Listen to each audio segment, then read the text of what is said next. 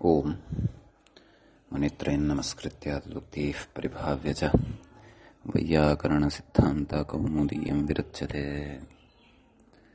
सर्वेभ्यः श्रोतृभ्यः नमः। गतपाठे अस्माभिः यद्यत् पठितं तद् एकवारं स्मरामः।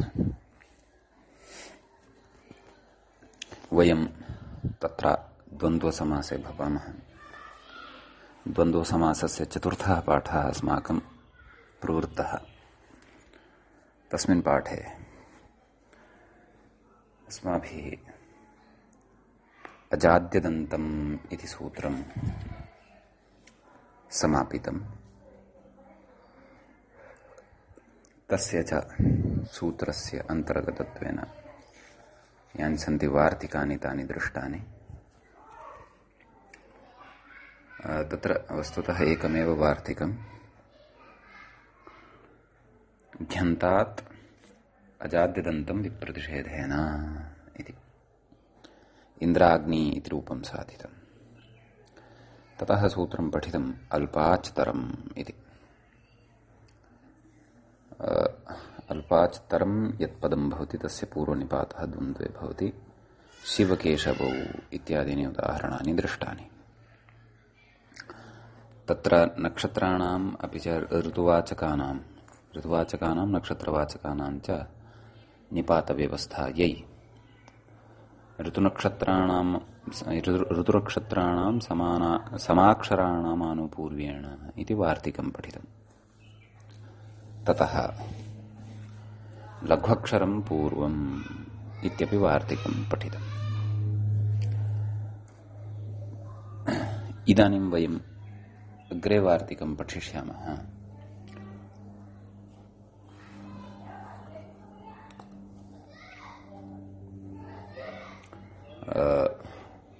वार्तिकं भवति अग्रिमं वार्तिकम् इतोपि अस्माभिः गतपाठे पठितम्। अभ्यर्हितञ्च सत्यम् अभ्यर्हितञ्च इत्यपि वार्तिकं पठितम्। अभ्यर्हितञ्च इत्यस्य उदाहरणं दृष्टं तापसपर्वतौ। तत्र अभ्यर्हितम् इत्यस्य शब्दस्य अर्थः अस्माभिः पठितः। श्रेष्ठः अथवा श्रेष्ठम्। द्वन्द्वे यस्य श्रेष्ठत्वं भवति तस्य पूर्वनिपातः। यथा तापसपर्वतयोः मध्ये तापसस्य श्रेष्ठ्यं भवति। एवं खलु। अतः तस्य तत्र पूर्वनिपातः भवति। भाष्ये तु तत्र उदाहरणं यद्दत्तं तद् व्याख्यात्र उक्तं मातापितरौ इति। तत्र पित्रापेक्षया मातुः श्रेष्ठत्वं भवति। अतः मातुः पूर्वनिपातः तत्र उक्तः। एतावान् विषयः अस्माभिः गते पाठे पठितः। इदानीं वयम् अग्रिमं वार्तिकं प्रविशामः। अग्रिमं वार्तिकं भवति वर्णानामानुपूर्व्येण इति। वर्णानामानुपूर्व्येण इति वार्तिकं किं कथयति चेत्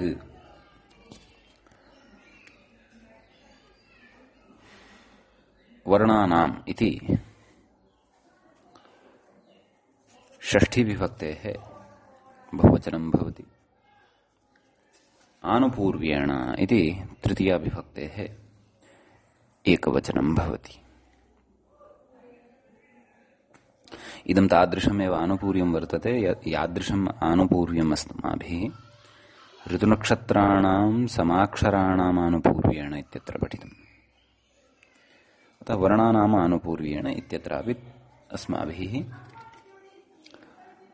तादृशी एव काचित् व्यवस्था अधुना पठनीया वर्तते। कः वार्तिकार्थः इति चेत् येषां क्रमेण पूर्वनिपातः इति कथयति व्याख्याता। येषां नाम केषाम्?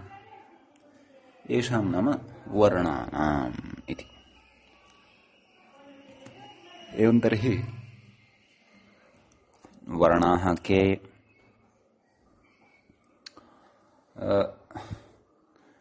किम् अ इ उ ऋ लृ ए ओ ऐ औ एते वर्णाः वा, अथवा ह य व र ल ञ म ग ण न एते वर्णाः वा, अथवा रज्यते येन पदार्थविशेषेण सः वर्णः वा, अथवा तत्र वैदिके वाङ्मये ब्राह्मणादयः ब्राह्मणक्षत्रियादयः वर्णिताः वर्णाः वा इति चेत् प्रकृते ब्राह्मणक्षत्रियादयः वर्णाः एव विवक्षिताः सन्ति प्रकृतवार्तिके। अतः उदाहरन् कथयति। किं कथयति? ब्राह्मणक्षत्रियविच्छूद्राः इति।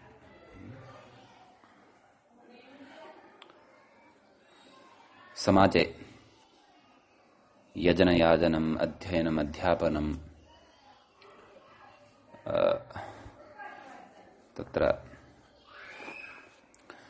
दानग्रहणं दानस्य करणम् इत्यादीनि कर्माणि यः करोति सः ब्राह्मणः इत्युच्यते। ततः परं राष्ट्रस्य रक्षणे तत्परः यः वर्णः सः क्षत्रियः इत्युच्यते। व्यापारादिना देशस्य राष्ट्रस्य समृद्ध्यर्थं भवति लग्नः यः वर्णः सः वैश्यवर्णः इत्युच्यते। एवमेव तत्र समाजस्य तत्र सेवाकार्यं यः वर्णः पश्यति सः वर्णः शूद्रवर्णः। एवं रीत्या चत्वारः वर्णाः वैदिके वाङ्मये गुणानुसारं कर्मानुसारं च विभक्ताः वर्तन्ते। तेषां किञ्चन आनुपूर्व्यं वर्तते। प्रथमः वर्णः नाम ब्राह्मणः इति, द्वितीयः वर्णः नाम क्षत्रियः, तृतीयः वर्णः नाम वैश्यः, चतुर्थः वर्णः नाम शूद्रः। एवं रीत्या यथा ऋतूनाम् आनुपूर्व्यं वर्तते, नक्षत्राणाम् आनुपूर्व्यं वर्तते, संख्यानाम् आनुपूर्व्यं वर्तते, तद्वद् वर्णानामपि आनुपूर्व्यं वर्तते। अतः एतेषामपि आनुपूर्व्यानुसारमेव द्वन्द्वे पूर्वनिपातः अथवा निपातः ज्ञातव्यः। ब्राह्मणश्च क्षत्रियश्च विट्च शूद्रश्च ब्राह्मणक्षत्रियविच्छूद्राः एवं रीत्या व्यवह्रियते। तत्र समासे द्वन्द्वे कर्तव्ये क्षत्रियः पूर्वम् अथवा शूद्रः पूर्वम् अथवा विट् पूर्वम् क्षत्रियः अनन्तरम् अथवा ब्राह्मणः पूर्वम् तदनन्तरं शूद्रः तदनन्तरं विट् तदनन्तरं क्षत्रियः एवं न, क्रमानुसारमेव। तत्र इदमेव आनुपूर्व्यं वर्णानां विषये वर्तते इति कथं ज्ञायते इति चेत् तत्तु वक्ष्यते। आदौ किं कथयति? व्याख्यातारं पश्यन्तु। ब्रह्मक्षत्रियविच्छूद्रावर्णाः इत्यमरः। अमरकोशस्यापि उदाहरणं ददाति। नाम एवं रीत्या वर्णाः सन्ति। अमरकोशकारेणापि एते वर्णाः आनुपूर्व्यक्रमेण लिखिताः सन्ति। अग्रे कथयति, तेषाम् आनुपूर्व्यं तु प्रजापतिरकामयत् प्रजा ये येति समुखतः त्रिवृत्तम निरमिमीत इत्यादि तैतिरीय ब्राह्मणादि सिद्धम। इत्यादि तैत्तिरीय ब्राह्मणस्य यद् वाक्यमिदं वर्तते तेन वाक्येन तेषाम् आनुपूर्यं सिद्ध्यति। तस्मिन् वाक्ये तत्र एतेषाम् आनुपूर्यं प्रतिपादितं भवति। तत्र कः प्रसङ्गः वर्तते इति एतदर्थं तु तैत्तिरीयब्राह्मणग्रन्थः एव द्रष्टव्यः।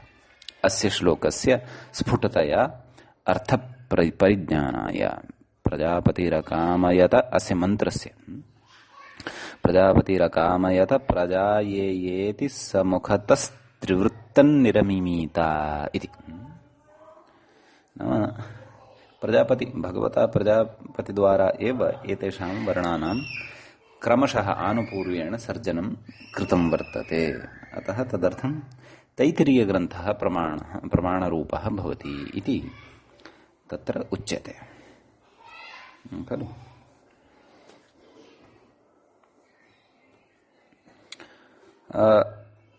अतः एतेषां द्वन्द्वे अपि आनुपूर्वेणैव निपातव्यवस्था ज्ञातव्या इति वर्णानां विषये उच्यते।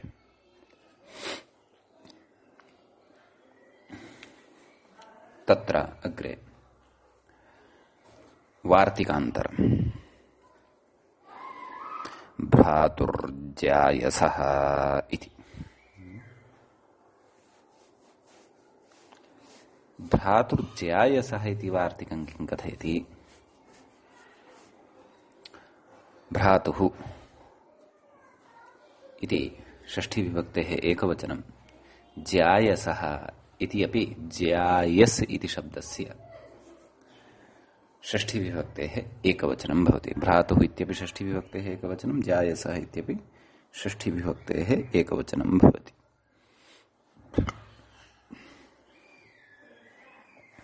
अर्थं पश्यन्तु, व्याख्यात्रा उच्यमानं वर्तते। ज्येष्ठभ्रातुः पूर्वनिपातः इत्यर्थः। एवं खलु? यत्र भ्रातृनामसु द्वन्द्वः अस्ति, द्वन्द्वसमासः कर्तव्यः अस्ति, तत्र कस्य पूर्वनिपातः इति चेत् यः ज्येष्ठभ्राता वर्तते तस्य पूर्वनिपातः कर्तव्यः खलु। उदाह्रियते युधिष्ठिरार्जुनौ इति। तत्र युधिष्ठिरार्जुनौ इतिहासप्रसिद्धौ भ्रातरौ स्तः। यद्यपि एते आहत्य पञ्च भ्रातरः आसन्, परन्तु उदाहरणाय द्वौ एव अत्र गृहीतौ स्तः। तर्हि तत्र युधिष्ठिरश्च अर्जुनश्च अनयोः मध्ये कस्य पूर्वनिपातः कर्तव्यः इति चेत् सूत्रेण तु उच्यते अजाद्यदन्तं यद् वर्तते, इतः पूर्वं पठितैः सूत्रैः अथवा पूर्वं पठितेषु नियमेषु तु अजाद्यदन्तम् इति कथयति। अर्जुन इति शब्दः अजाद्यदन्तः वर्तते, अतः तस्य पूर्वनिपातः भवतु। परन्तु प्रकृते तथा न भवति। वार्तिकेन नियमः क्रियते, यः ज्येष्ठः वर्तते तस्य एव पूर्वनिपातः भवति, तस्यैव आदौ निपातः भवति। युधिष्ठिरः अर्जुनापेक्षया ज्येष्ठः इति वयं जानीमः, अतः तस्य एव प्रकृते द्वन्द्वे पूर्वनिपातः भवति। अतः युधिष्ठिरश्च अर्जुनश्च युधिष्ठिरार्जुनौ इति भवति। समीचीनम्। ततः अग्रे कथयति, व्याख्याता किमपि कथयति, अत्र द्वन्द्वे घि अजाद्यदन्तम् इति विधिद्वयम्,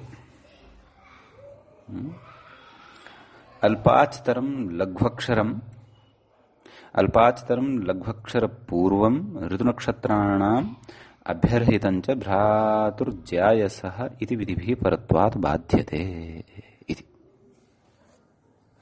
एवं खलु द्वन्द्वे घी अपि च अजाद्यदन्तम् इति यत् सूत्रद्वयं वर्तते अथवा इति यत् इति यौ द्वौ विधि वर्तेते तौ विधि क्रमशः एतैः विधिभिः बाध्येते। कैः अल्पाचतरं लघ्वक्षरं पूर्वम्, अल्पाचतरम् इति सूत्रम्, लघ्वक्षरं पूर्वम् इति वार्तिकम्, ऋतुनक्षत्राणामानुपूर्वेण समाक्षराणां, ऋतुनक्षत्राणां समाक्षराणामानुपूर्वेण इत्यपि वार्तिकम्, अभ्यर्हितं च इत्यपि वार्तिकम्, भ्रातुर्जायसः इत्यपि वार्तिकम्। अतः एतैः विधिभिः एतद्विधि विधिद्वयं बाध्यते। किं विधिद्वयं? द्वन्द्वे घी अजाद्यदन्तम्। अतः तत्तत् विधौ पूर्वं कस्य कस्य विधेः प्राप्तिः आसीत्, अपि च तस्य कथं केन केन विधिना बाधः कृतः इति वयं तत्र तत्र द्रष्टुं शक्नुमः। तत्तदुदाहरणस्य साधनसमये अस्माभिः उक्तम् अपि। अग्रे कथयति, भाष्ये तु सर्वतः एव अभ्यर्हितं पूर्वनिपातमिति मतान्तरं स्थितम् इति। भाष्ये तु सर्वतः अपि नाम सर्वविधरूपेण अपि नाम अत्र ये विधयाः परिगणिताः के अल्पाचतरं लघ्वक्षरं पूर्वं ऋतुनक्षत्राणाम् अभ्यर्हितं च अपि च भ्रातुर्जायसः, एतेषां सर्वेषामपि तत्र निर्वाहः अथवा एतैः यद्यत् कार्यं क्रियते तत्तत् कार्यम् अभ्यर्हितं च इति एकं वार्तिकं यदि स्वीक्रियते तेनैव वार्तिकेन भवितुम् अर्हति इति मतान्तरं किञ्चित् केषाञ्चन अन्येषां मतम् अपि भाष्ये स्थितं वर्तते इति। अस्तु, भाष्ये मतान्तरस्य परिज्ञानाय अस्माभिः इतोपि भाष्यम् उद्घाट्य द्रष्टुं शक्यते। सद्यः तु भाष्ये उक्तस्य प्रथमस्य मतस्य अस्माभिः प्रतिपादनं प्रकृत सूत्रे अथवा पूर्वनिपात विषये पठितैः वार्तिकैः ज्ञातम्। तत्र पूर्वनिपात विषये पश्यन्तु, द्वितीयाध्यायस्य द्वितीयपादस्य 34 सूत्रमिदं किल। द्वितीयाध्यायस्य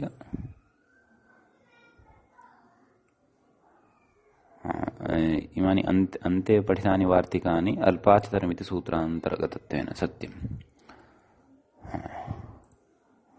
36, 34 मन्ये अस्माभिः द्वन्द्वसमासे विद्यमान शब्दानां निपात व्यवस्था सर्वापि पठिता इति भाति।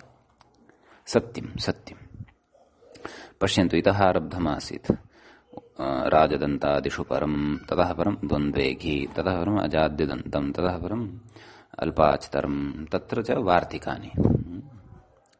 वार्तिकानि अस्माभिः अनेक प्राप्ता। वेकस्य नियमो नियमशेषे ऋतुनक्षत्राणामानुपूर्वेण समानाक्षराणाम् अभ्यर्हितं च लघ्वक्षरं वर्णानामानुपूर्वेण भ्रातुश्च जायसः संख्यायाः अल्पीयस्याः धर्मादिषु भयम्। एवं रीत्या एतावत्पर्यन्तं द्वन्द्वे पूर्वनिपातव्यवस्थायाः अपि उपसंहारः भवति। अतः एतावन्तः केचन नियमाः, यद्यपि अन्येषां समासानाम् अपेक्षया द्वन्द्वे एते नियमाः अधिकाः एव सन्ति, न्यूनाः न सन्ति। यथा अव्ययीभावसमासे एतावती महती व्यवस्था नास्ति, तत्पुरुषे अपि एतावती महती व्यवस्था नास्ति। बहुव्रीहौ अपि तथा बहु अधिकं नास्ति, सप्तमे विशेषणे बहुव्रीहौ। ततः पूर्वं तु तत्र अस्माभिः प्रथमानिर्दिष्टं समासोपसर्जनम्, अव्ययीभावे तत्पुरुषे च प्रथमानिर्दिष्टं समासोपसर्जनम् इति पठितम्। क्वचित् अपवादाः केचन पठिताः, परन्तु आधिक्येन तु पूर्वनिपातव्यवस्था अथवा परनिपातव्यवस्था द्वन्द्वे एव दृश्यते। तर्हि एतावता द्वन्द्वे पूर्वनिपातव्यवस्था अपि समाप्ता भवति। इदानीं वयम् अग्रे द्वन्द्वे एकवद्भावव्यवस्थां पठिष्यामः। तत्र भवन्तः द्वितीयाध्यायस्य अष्टाध्याय्यां द्वितीयाध्यायस्य चतुर्थपादस्य प्रथमं सूत्रं पश्यन्ति चेत् द्विगुरेकवचनं तदस्माभिः पूर्वं तत्पुरुषप्रकरणे पठितं। द्विगुरेकवचनं ततः आरभ्य एकवचनम् एकवद्भावविधानं ततः अग्रे विद्यमानैः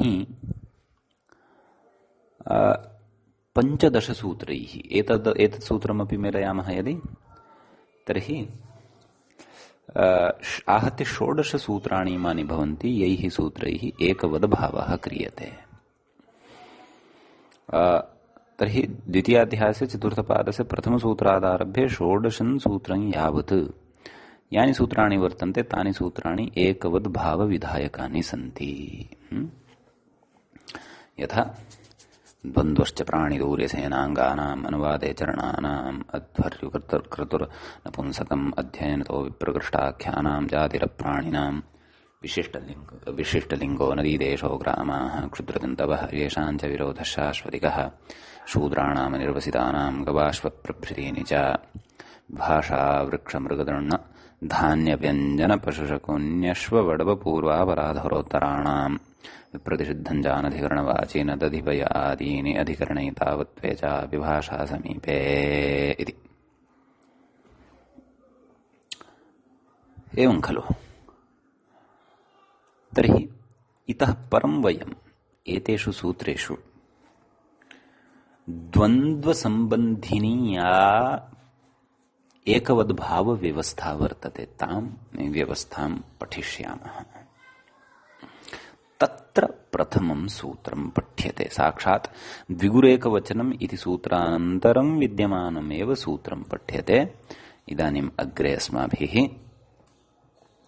द्वन्द्वश्च प्राणितूर्यसेनाङ्गानाम् इति।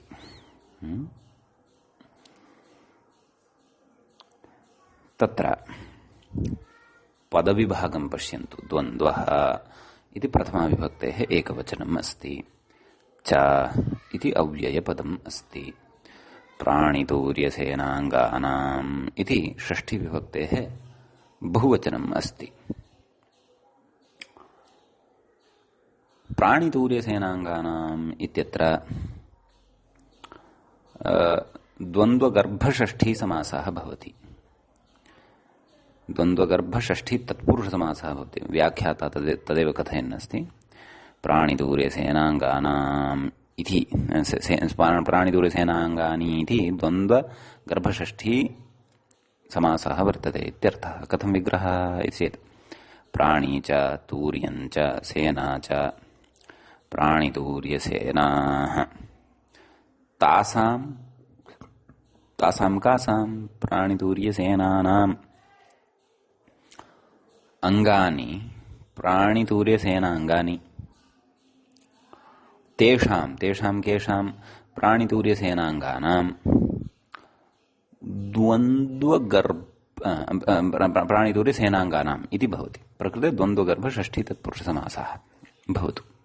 नाम तादृशः षष्ठी तत्पुरुषसमासः अत्र वर्तते यस्य गर्भे अन्तः द्वन्द्वसमासः आदौ भवति, ततः परं तत्र षष्ठी समासः भवति इत्यर्थः।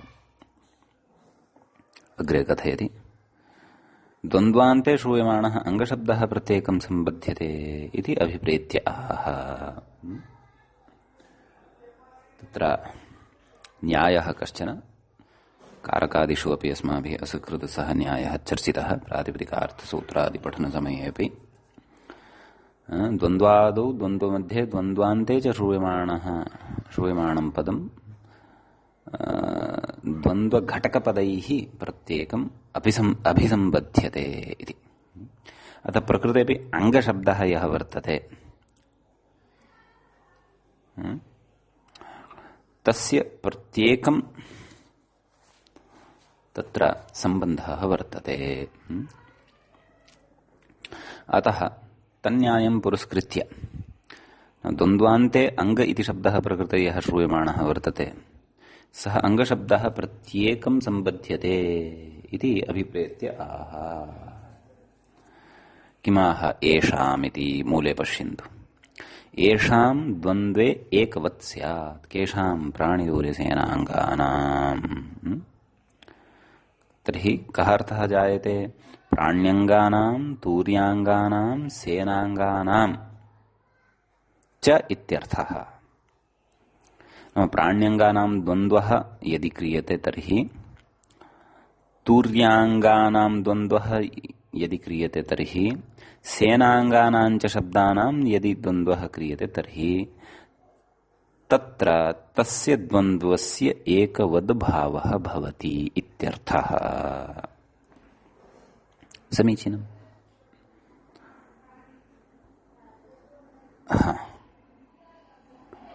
किमुक्तवान्? येषां द्वन्द्वे, द्वन्द्वे इत्यनेन किम् अवगन्तव्यम्? समाहारद्वन्द्वे इत्यर्थः अतीव मुख्यः विषयः अस्ति, अवधानं कुर्वन्तु। अन्यथा एतं विषयमादाय बहुत्र भ्रमः भवति अध्येतॄणाम्। समाहारद्वन्द्वे एव एवं किल, न तु इतरेतरयोगद्वन्द्वस्य अयं विषयः। कुतः न? तत्तु अग्रे विस्तरेण चर्चनीयमस्ति अस्माभिः। येषां द्वन्द्वे, एतत् मूले यः सूत्रार्थः उक्तः, येषां द्वन्द्वे एकवत् स्यात्, तत्र येषां समाहारद्वन्द्वे, येषां नाम प्राण्यङ्गानां तूर्याङ्गानां सेनाङ्गानां च समाहारद्वन्द्वे एकवद्भावः भवति इति, न तु इतरेतरयोगद्वन्द्वे। समीचीनम्।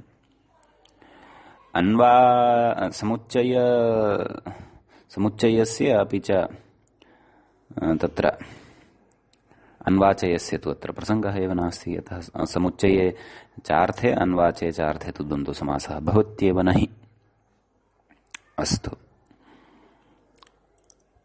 कथं समाहारद्वन्द्वे इत्यर्थः उच्यमानः अस्ति व्याख्यात्रा? मूले तु नोक्तः, मूले वदिष्यति, मूले स्वयमेव वदिष्यति, तदपि पठिष्यामः। परन्तु व्याख्याता येन क्रमेण नयन् अस्ति तं क्रममपि अनुसरन्तः अग्रे गच्छामः।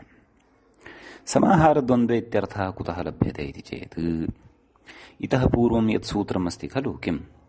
द्विगुरेकवचनम्। तस्मिन् सूत्रे कथयति, द्विगुरेकवचनमिति पूर्वसूत्रे समाहारग्रहणं कर्तव्यम् इति वार्तिकं पठितम् अस्ति। क्व भाष्ये? यद्यपि समाहारग्रहणं कर्तव्यम् इति वार्तिकम् अस्माभिः तत्पुरुषप्रकरणे द्विगुरेकवचनम् इति सूत्रपठनसमये न पठितम्। वस्तुतः समाहारग्रहणं कर्तव्यम् इति वार्तिकम् एव कौमुद्यां न पठितम् अस्ति, परन्तु तस्य वार्तिकस्य अभिप्रायः कौमुदीकारेण इदानीम् अत्र द्वन्द्वश्च प्राणितूर्य इत्यादि सूत्रे अग्रे वक्ष्यते। समीचीनम्। तर्हि तत्र समाहारग्रहणं नाम द्विगुरेकवचनम् इत्यत्र पठितं यद् भाष्ये समाहारग्रहणं कर्तव्यमिति वार्तिकम्, तद् कथयति इति वार्तिकस्य अत्राप्यनुवृत्तेः, तस्य वार्तिकस्य अत्रापि अनुवर्तनं भवति भोः इति। अत्र नाम प्रकृते द्वन्द्वश्च प्राणितूर्यसेनाङ्गानाम् इत्यत्र कथयति एकवदिति। अयमर्थः कुतः लब्धः? येषां द्वन्द्वे एकवत् स्यात्। एकवत् इति अर्थः कुतः लब्धः इति चेत् द्विगुरेकवचनम् इत्यतः एकवचनम् इत्यनुवर्तते इति कथयति व्याख्याता। एकवचनम् इत्यस्य अनुवर्तनम् अस्ति, एवं खलु? एकवचनम् इत्यस्य कः अर्थः? एकं वक्ति वच परिभाषणे एकं वक्ति इति एकवचनं वच धातोः कर्तरि ल्युट् प्रत्ययः वर्तते। एवं खलु? तत्र कथयति सामान्याभिप्रायं नपुंसकम्। सामान्य नपुंसकम् इत्यनेन तत्र नपुंसकलिङ्गं ज्ञातव्यम्। क्व द्विगुरेकवचनम् इत्यत्र।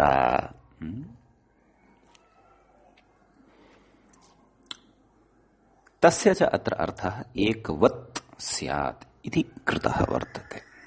एकवचनम् एकवचनं एकवद् भावः इत्यर्थः।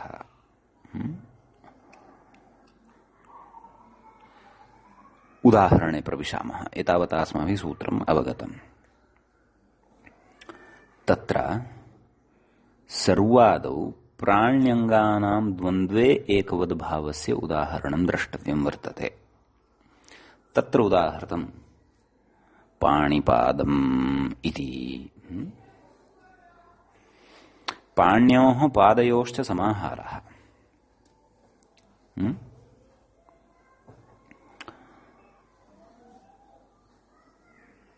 इति विग्रहः क्रियते। वस्तुतः पाणी च पादौ च तयोः समाहारः। समाहारद्वन्द्वे एवं रीत्या विग्रहः क्रियते। पाण्योश्च पादयोश्च इत्येवं विग्रहं श्रुत्वा कदाचित् पाण्योः इति षष्ठी श्रूयते, अतः अत्र षष्ठी समासः स्यात् इति न शङ्कनीयम्। प्रकृते अर्थतः विग्रहः उक्तः वर्तते। केन? व्याख्यात्रा। वस्तुतः तत्र विग्रह क्रमप्रकारः कः इति चेत् पाणी च पादौ च तेषां समाहारः। तयोः इत्यपि न वक्तुं शक्यते। तेषां समाहारः इति वक्तव्यम्। कुतः? द्वौ पाणी द्वौ पादौ आहत्य चत्वारः खलु सम्पन्नाः। अतः तयोः समाहारः इति न वक्तुं शक्यते। तेषां समाहारः इति वक्तव्यम्। व्याख्यात्रा तु यः विग्रहः उक्तः सः अर्थतः सङ्कलय्य उक्तः। यदि अयमेव अर्थः तस्य ज्ञायते, परन्तु विग्रहः कथं? पाणी च पादौ च तेषां समाहारः इति विग्रहः। अलौकिकविग्रहः पाणी औ पाद औ इति। ततः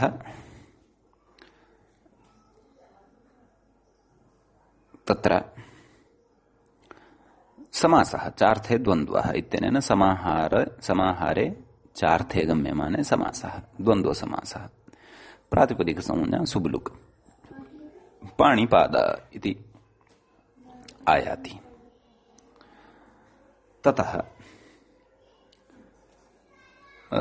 तत्र अग्रे कथयति अत्र समाहारे एकवत्वं सनपुंसकमिति नपुंसकत्वं च। बहवः सन्ति खलु। द्वौ पाणी स्तः। द्वौ पाणिः नाम हस्तः इति भवन्तः जानीयुः। पादः नाम चरणः।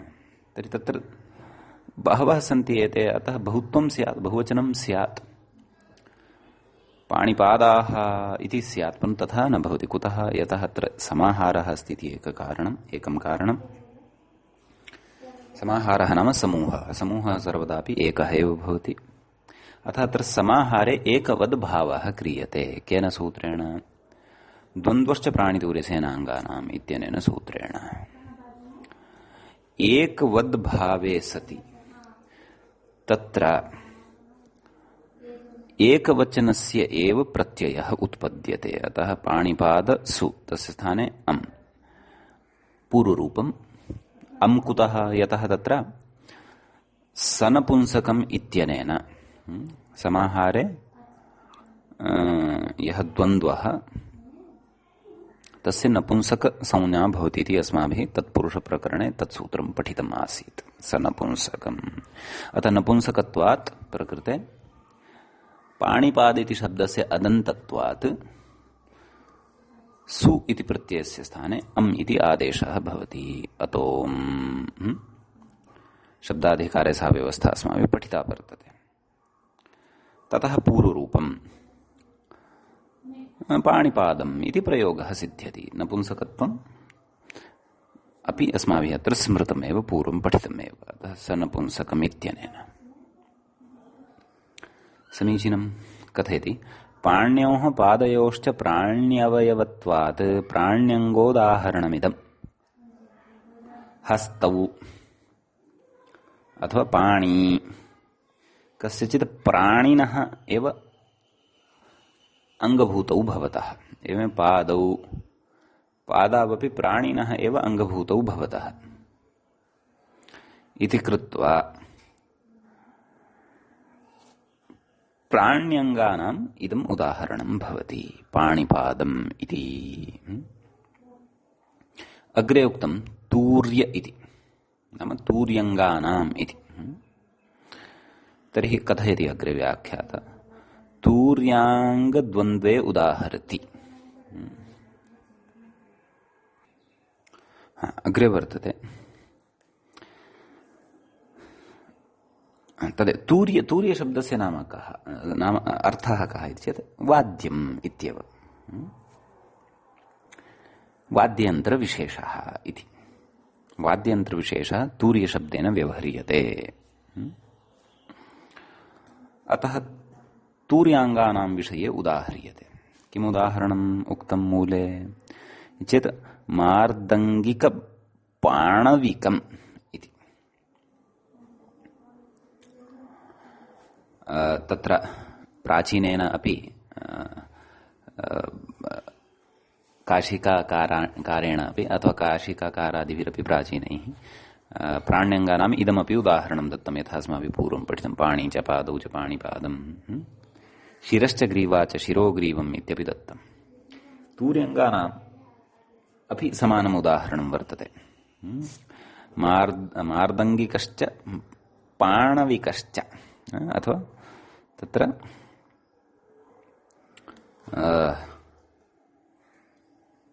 द्विवचनान्ततया अपि विग्रहः भवितुम् अर्हति, बहुवचनान्ततया अपि विग्रहः भवितुम् अर्हति। तत्र क्लेशः नास्ति। यतः मार्दङ्गिकः कश्चन एकः अपि भवितुम् अर्हति, द्वौ अपि भवितुम् अर्हतः, त्रयः अपि भवितुम् अर्हन्ति। अतः मार्दङ्गिकश्च माणविकश्च इत्यपि विग्रहः भवितुम् अर्हति, मार्दङ्गिकौ च पाणविकौ इत्यपि विग्रहः भवितुम् अर्हति, मार्दङ्गिकाश्च पाणविकाश्च इत्यपि विग्रहः भवितुम् अर्हति।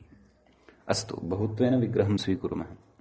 मार्दङ्गिकाश्च पाणविकाश्च, मार्दङ्गिकपाणविकम् इति साधनीयं वर्तते। अलौकिकविग्रहः कथम्? मार्दङ्गिक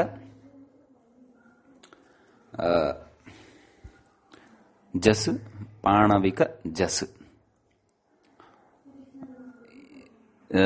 तत्र प्रातिपदिकसंज्ञा समासः चार्थे द्वन्द्वः इत्यनेन समासः प्रातिपदिकसंज्ञा सुब्लुक्। तत्र मार्दङ्गिकपाणविक इति आयाति। तत्र प्रकृतसूत्रेण एकवद्भावः, स नपुंसकम् इत्यनेन नपुंसकत्वं, सु अम् पूर्वरूपं मार्दङ्गिकपाणविकम् इति भवति। अस्तु, सिद्धिः तु ज्ञाता, परन्तु तूर्याङ्गत्वं कथं भजते? कस्य? मार्दङ्गिक इति शब्दस्य अथवा पाणविक इति शब्दस्य, तद्द्रष्टव्यं वर्तते। कथयति व्याख्यातारं पश्यन्तु। मृदङ्गपणवशब्दौ वाद्यविशेषपरौ। कश्चन वाद्यविशेषः वर्तते, तस्य नाम मृदङ्गम्। एवमेव कश्चन वाद्यविशेषः वर्तते, तस्य नाम पणवम् अथवा पणवः, मृदङ्गः वा। लिङ्गपरिज्ञानाय कोशः द्रष्टव्यः। कथयति वाद्यविशेषौ इमौ। अत्र कथयति इह तु तद्वादने अपि वर्तेते। नाम प्रकृते मृदङ्गस्य वादनार्थे अथवा वाद्यस्य अथवा पणवस्य वादनार्थे अपि एतौ शब्दौ वर्तेते। एवं खलु? इह नाम प्रकृतौ उदाहरणयोः। तत् कथं कथयति अग्रे? सिद्धिप्रकारं कथयति। मृदङ्गवादनं शिल्पम् अस्य इत्यर्थे। शिल्पम इति ठक मृदंग शब्दात् ठक प्रत्ययः भवति। अतः ठकि सति आदिवृद्धिः भवति। मकारोत्तरवर्ति ऋ वर्णस्य स्थाने आर् इति वर्णः आगच्छति। अतः मार्दंग ठक ठकः ठ अवशिष्यते, ठकारस्य स्थाने इकादेशः। भत्वात् मृदंग इत्यत्र मृदंग इति शब्दस्य अन्त्यस्य अकारस्य लोपः यस्य इति चैत्यनेन मार्दंग इका मार्दंगिका इति सिद्ध्यति। मृदंगवादनं शिल्पं यस्य, यतः उक्तं प्रकृते मृदंग अपि च प्रणव इति शब्दः मृदंग वादनार्थे अपि स्वीक्रियते शब्दशक्ति सामर्थ्यात्, शब्दशक्ति स्वाभाव्यात्। अतः मृदंगवादनं शिल्पं, शिल्पं नाम कला इति। आधुनिक्या भाषया कथनीयं चेत् टैलेंट, आर्ट। अस्य अथवा यस्य सः भवति मार्दंगिकः। समीचीनम्। एवमेव प्रणव शब्दे अपि साधनीयं, तदत्र न उक्तं, स्पष्टत्वात् न उक्तवान् कः ग्रन्थकारः। प्रणववादनं शिल्पम् अस्य इत्यर्थे तत्रापि शिल्पम् इति सूत्रेण तद्धितप्रकरणे पठिष्यते इदं सूत्रम् अस्माभिः। शिल्पम् इत्यनेन सूत्रेण ठक् प्रत्ययः। अतः प्रणव ठक् आदिवृद्ध्यादिद्वारा ठस्य इकादेशद्वारा यस्य चैत्यनेन अकार लोपद्वारा च पाणविक इति शब्दः सिद्धः भवति। अतः यः मृदंगं वादयति सः मार्दंगिकः, यः पणवं वादयति सः पाणविकः। अतः कथयति मृदंगपाणविकयोः समाहारः इति विग्रहः, अथवा मृदंगाश्च पाणविकाश्च तयोः तेषां समाहारः मृदंग इत्यपि विग्रहः भवितुमर्हति। एकवचनेनापि भवितुमर्हति, तद् मया उक्तमेव। व्याख्यात्रा एकवचनेन विग्रहः प्रदर्श्यमानः वर्तते। मार्दंगिकपाणविकयोः इति उक्त्वा, यद्यपि अत्रापि विग्रहस्य स्थितिः तद्वदेव स्थापनीया। कथं मार्दंगिकश्च पाणविकश्च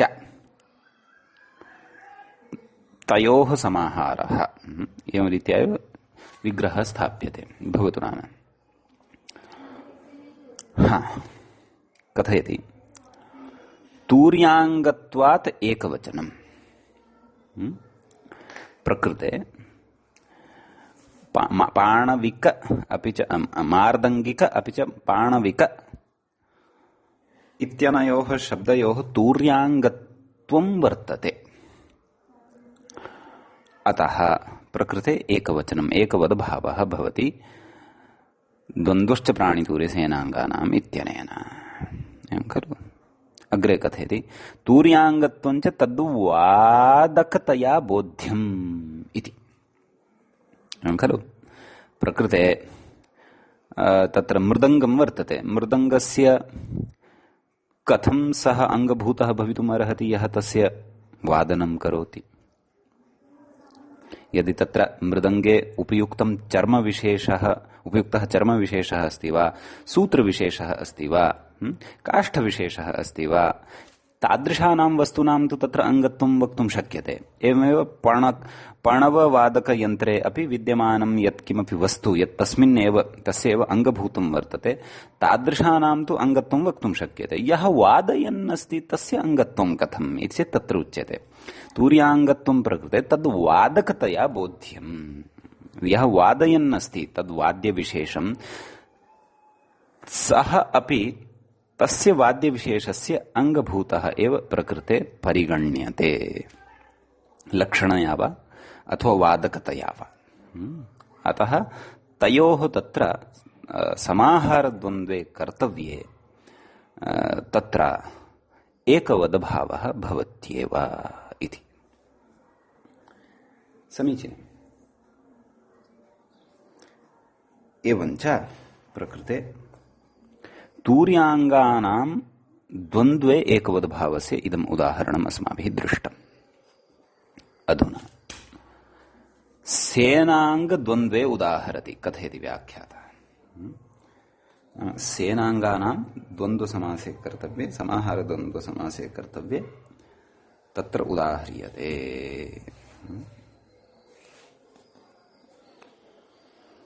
हाँ, किम् उदाह्रियते? मूले उदाहरणमस्ति रथिकाश्वारोहम् इति। रथिकाश्च अश्वारोहाश्च तेषां समाहारः रथिकाश्वारोहम् इति साधनीयम् अस्ति।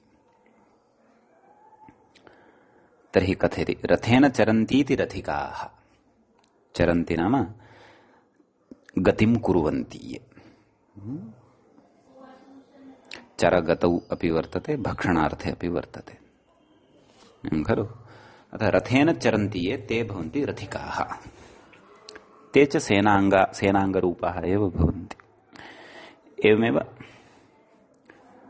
अश्वे आरुह्य ये गच्छन्ति ते सन्ति अश्वारोहाः। तेऽपि सेनायाः एव अङ्गभूताः भवन्ति, सेनाङ्गाः एव भवन्ति, रथिकाः अपि अश्वारोहाश्चापि।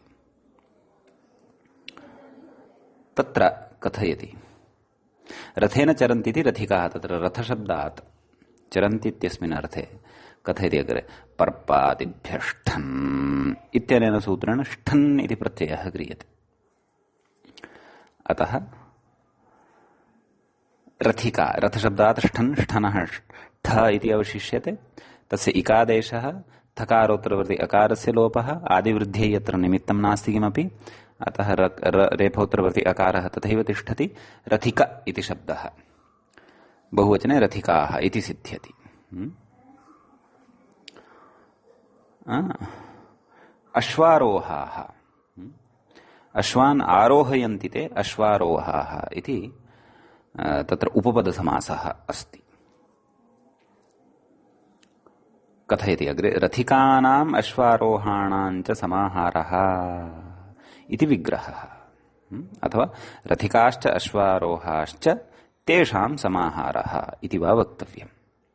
अलौकिक विग्रह रथिक जस् अश्वारोह जस्। ततः चार्थे द्वन्द्वः समासः, प्रातिपदिक संज्ञा सुब्लुक्। अतः रथिक अश्वारोह रथिकाश्वारोह इति लभ्यते। कथयति अग्रे सेनावयवत्वात् एकत्वम् अथवा सेनाङ्गत्वात् एकत्वम्। केन? द्वन्द्वश्च प्राणितूर्य सेनाङ्गानाम् इत्यनेन। पूर्ववन्नपुंसकत्वम् अर्थात् सन्नपुंसकम् इत्यनेन नपुंसकत्वम् भवति।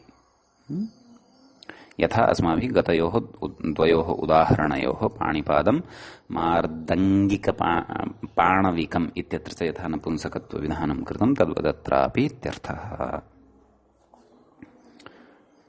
रथिकाश्वारोहम् इति प्रयोगः सिद्ध्यति। समीचीनम्। अधुना अत्र कश्चन विचारः। एतावता उदाहरणानि दृष्टानि अस्माभिः। इदानीमत्र कश्चन विचारः अस्ति। सः विचारः अवधानेन श्रोतव्यः। कथयति ननु समाहारद्वन्द्वे समाहारस्य विशेष्यत्वात्। अस्माभिः चार्थे द्वन्द्वः इत्यत्र पठनसमये स्पष्टीकृतः आसीत् विषयः। समाहारद्वन्द्वे समूहः विशेष्यरूपः भवति। अतः किं कथयति ननु समाहारद्वन्द्वे समाहारस्य विशेष्यत्वात् तस्य च एकत्वात्। समाहारः अर्थात् समूहः एकः एव भवति। यदि समूहस्य एकत्वं न स्यात् तर्हि समूहः न स्यात्। समाहारः न स्यात्। तस्मिन् समाहारत्वमेव अपगच्छेत् यदि तस्य अस्माभिः एकत्वं न स्वीक्रियेत। तर्हि प्रकृते सर्वत्रापि समाहारः इत्युच्यमानः वर्तते। एवं खलु। अतः समाहारत्वादेव प्रकृते एकत्वं सिद्धं खलु, एवं खलु, एकवद्भावः एव साधनीयः खलु। एतेन सूत्रेण केन द्वन्द्वश्च प्राणिदूरिसेनाङ्गानाम् इत्यनेन सूत्रेण समाहारद्वन्द्वः एव खलु साध्यते। क्षन्तव्यः, समाहारद्वन्द्वे एकत्वं खलु साध्यते। समाहारस्य तु एकत्वं स्वतः एव सिद्धम्। समाहारस्य विशेष्यत्वात् तस्य च एकत्वात् इदं सूत्रं व्यर्थम्। अतः समाहारस्य एकत्वं स्वतः सिद्धम् इति कृत्वा एतेन सूत्रेण किमर्थम् एकवद्भावः क्रियमाणः अस्ति, व्यर्थं खलु। चेत् व्यर्थं नास्ति, अत्र अस्ति काचित् विवक्षा। सा का विवक्षा इति चेत् कथ्यते। किं कथ्यते? पूर्वपक्षः एषः सम्यक् अवगन्तव्यः। ततः समाधानं यदुक्तं तस्यापि स्पष्टता भवति। किम्? समाहारस्य एकत्वात् एकत्वे सिद्धे यः पूर्वपक्षः स्थापितः सः अर्थः एव अस्याः पङ्क्तेः, एतावत्याः पङ्क्तेः। समाहारस्य एकत्वात् नाम समाहारस्य एकत्वं भवत्येव इति कृत्वा एकत्वे सिद्धे, एकत्वं स्वयमेव सिद्धं, नियमार्थं प्रकरणम्। सत्यम् अङ्गीकुर्मः, तत्र समाहारस्य एकत्वमेव भवति, तथापि एकवद्भावाय अत्र इदं प्रकरणम् उच्यमानं वर्तते। द्विगुरेकवचनम् इत्यतः आरभ्य अग्रे अत्र कानिचन सूत्राणि पठितानि सन्ति, तैः एकवद्भावव्यवस्था या उच्यमाना वर्तते एतेन प्रकरणे, एतेन एकवद्भावप्रकरणेन सा व्यवस्था अथवा इदम् एकवद्भावविधानं नियमार्थं वर्तते। सिद्धे सति आरभ्यमाणो विधिः नियमाय भवति इति न्यायात्। समाहारत्वादेव एकत्वं सिद्धं, तथापि एकवद्विधानम् अत्र क्रियमाणम् अस्ति। तत् किमर्थं वर्तते? तद् नियमार्थं वर्तते। कथयति, नियमार्थम् इदं प्रकरणम् अग्रे कथयति। किं कथयति? प्राण्यङ्गादीनां समाहारे एव यथा स्यात् एतदर्थम्। खलु नाम प्राण्यङ्गादीनाम् एकवद्भावः यः वर्तते सः एकवद्भावः समाहारद्वन्द्वे एव यथा स्यात्। कथयति अग्रे, न तु इतरेतरयोगः। नैव नैव, प्राण्यङ्गादीनां समाहारे एकवद्भावः इति न, परन्तु तत्र सप्तमी नास्ति। एषा का? प्राण्यङ्गादीनां समाहारे एव यथा स्यात् इति सप्तमी नास्ति, परन्तु प्राण्यङ्गादीनां समाहारः एव स्यात् प्रथमान्तम् अस्ति।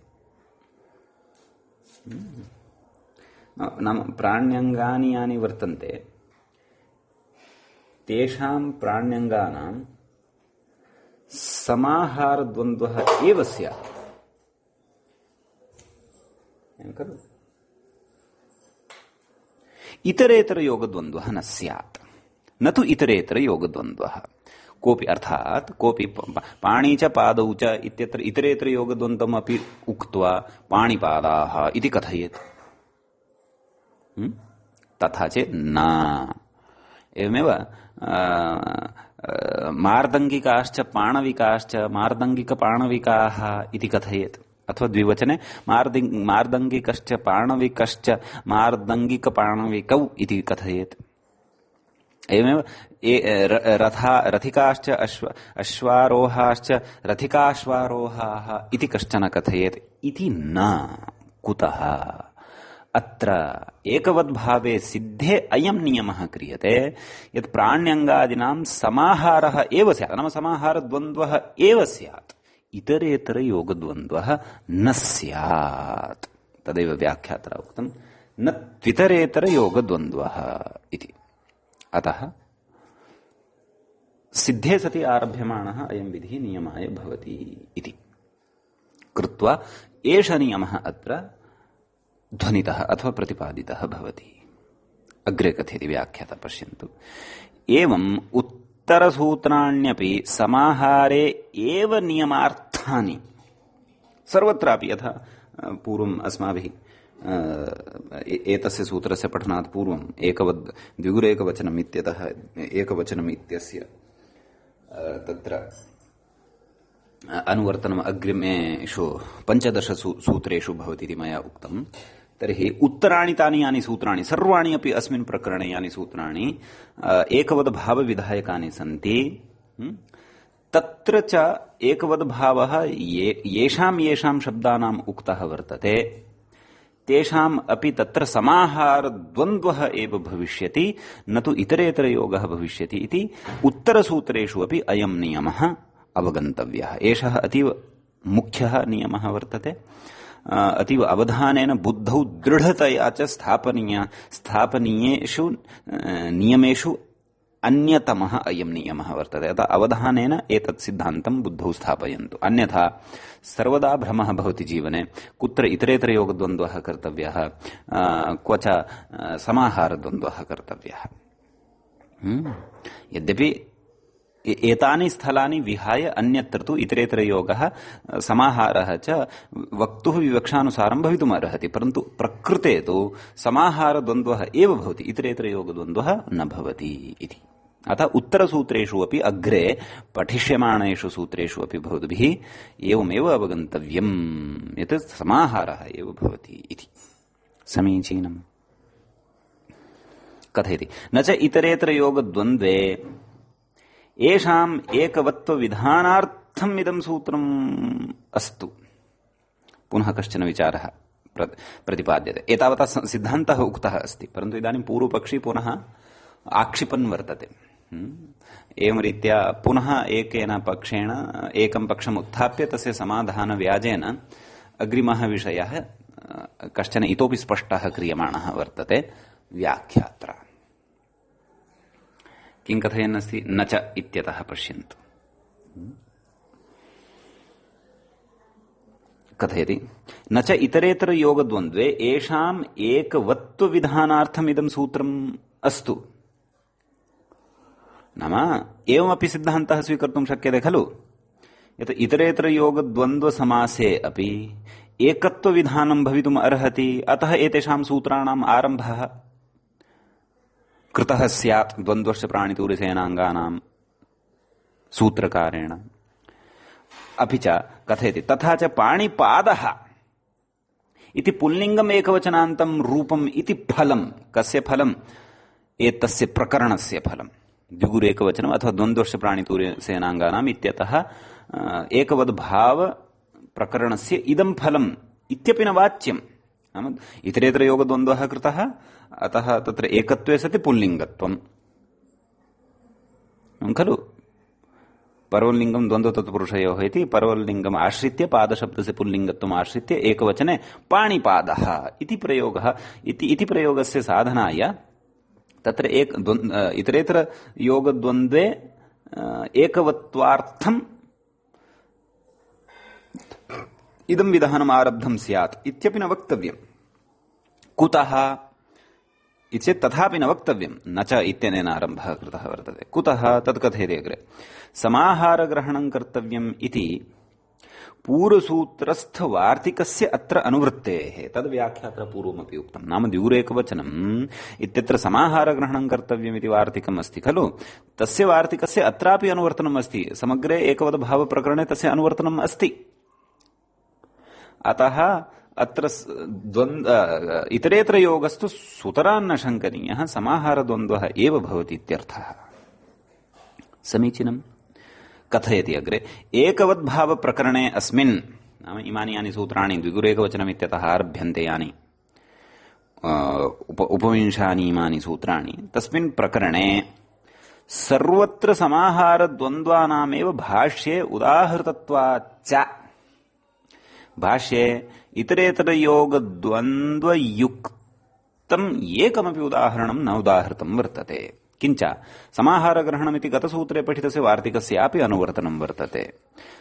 भाष्ये च इतरेतरयोगद्वन्द्वस्य एकमपि उदाहरणम् एतेषां सूत्राणां नोदाहृतं वर्तते। सर्वत्र समाहारद्वन्द्वस्थ उदाहरणानि एव उदाहृतानि वर्तन्ते। अतः तेनपि ज्ञायते यत् प्रकृते इतरेतर योगद्वन्द्वः न भवति। एतेषाम् आरम्भे इदमेव फलम् यत् एतेषां शब्दानां येषां शब्दानाम् एकवद्भावः एतैः सूत्रैः उच्यमानः वर्तते तेषां समाहारद्वन्द्वः एव वक्तव्यः इत्यर्थः। एवं खलु अग्रे कथयति न च रथिकमार्दङ्गिकौ इत्यादौ अतिप्रसङ्गः शङ्क्यः। अस्तु तर्हि एकं स्वीकरोमि अहं सेनाङ्गम् अपरं स्वीकरोमि अहं तूर्याङ्गम्। यथा रथिकः सेनाङ्गः वर्तते, सेनाङ्ग शब्दः वर्तते, मार्दङ्गिकः इति तूर्याङ्ग शब्दः वर्तते। अतः तयोः तत्र समासे सति तु रथिकमार्दङ्गिकौ इति प्रयोगः भवितुम् अर्हत्येव खलु। एवं खलु। अतः एतादृशेषु तत्र अतिप्रसङ्गः न च अवगन्तव्यः न च कर्तव्यः। कुतः कथयति प्राण्यङ्गानां परस्परद्वन्द्वः एकवत्, परस्परद्वन्द्वे एकवत्, तूर्यङ्गानां परस्परद्वन्द्वे एकवत्, सेनाङ्गानां परस्परद्वन्द्वे एकवत् इति अभ्युपगमादिति भाष्ये स्पष्टम्। एवं खलु। एकं भवान् सेनाङ्गं स्वीकरोति, एकं भवान् तत्र तूर्याङ्गं स्वीकरोति, उभयोः समासं कृत्वा तत्रापि भवान् एकवद्भावं नपुंसकत्वं च यदि करोति तन्न युज्यते। रथिकमार्दङ्गिकम् इति यदि तत्रापि भवान् प्रतिपादयितुं गच्छति तन्न सम्भवति। तत्र प्राण्यङ्गानाम् एव मिथः परस्परद्वन्द्वे सति एव एकवद्भावः। एवमेव तूर्याङ्गानामेव परस्परं द्वन्द्वे सति एकवद्भावः। एवमेव सेनाङ्गानामेव परस्परद्वन्द्वे सति एकवद्भावः। अत्र यदि मिक्स् करोति इतस्ततः प्राण्यङ्गम् एकं स्वीकरोति, तूर्याङ्गम् एकं स्वीकरोति, पुनश्च सेनाङ्गम् एकं स्वीकरोति, एकमेकं सर्वं स्वीकृत्य ततः भवान् यदि समासं कर्तुं गच्छति तत्र समाहारः न, तत्र तु इतरेतर योगद्वन्द्वः एव भविष्यति। अतः अस्मिन् विषये अपि तत्र अवधानं कर्तव्यं। भाष्ये अयं विचारः स्फुटीकृतः वर्तते इत्यर्थः। एवञ्च एतावान् विषयः एतत् सूत्रगतः वर्तते। अग्रे वयम् अग्रिमम् एकवद्भावविधायकं सूत्रं पठिष्यामः। अद्य तावत् अत्रैव पाठोपसंहारः क्रियते। मुनित्रयं नमस्कृत्य तदुक्तिः परिभाव्य च वैयाकरणसिद्धान्तकौमुदीयं विरच्यते। भवतु शुभदिनं। सर्वेभ्यः श्रोतृभ्यः नमः।